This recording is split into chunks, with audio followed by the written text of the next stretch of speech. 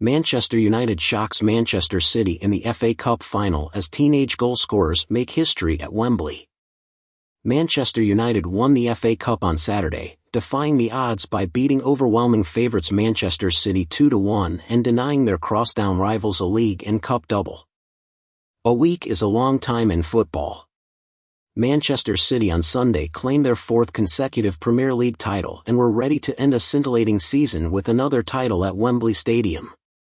Before the match, there was a sense of inevitability of the result. United had lost 6 of their last 7 matches to City and 4 of their last 5 finals, while City were enjoying another dominant season.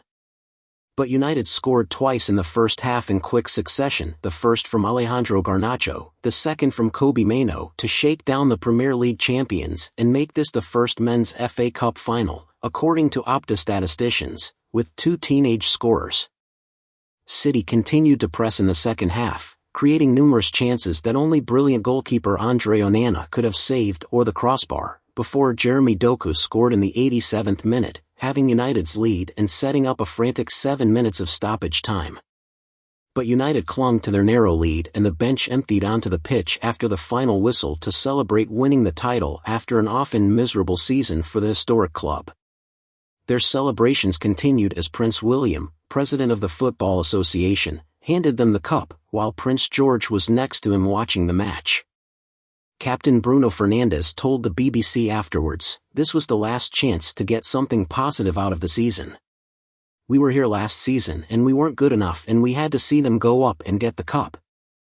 It is extremely important for everyone. We know that the manager is under a lot of scrutiny, he deserves it, and so does everyone in the coaching staff and the players, we all deserve this." Rumors and reports circulated before kick-off about the fate of United coach Erik ten Hag and whether he would lose his job regardless of the final FA Cup result.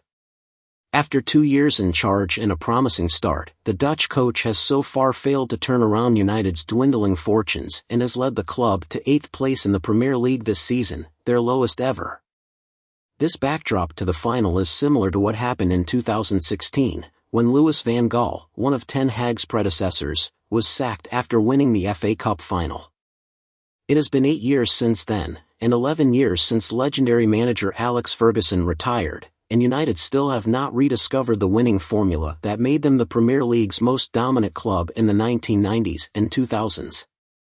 Instead, the company became mired in a seemingly endless cycle of hiring and firing directors every 2 years, a cycle that Ten Hag appears at risk of repeating, even after this extraordinary shock result.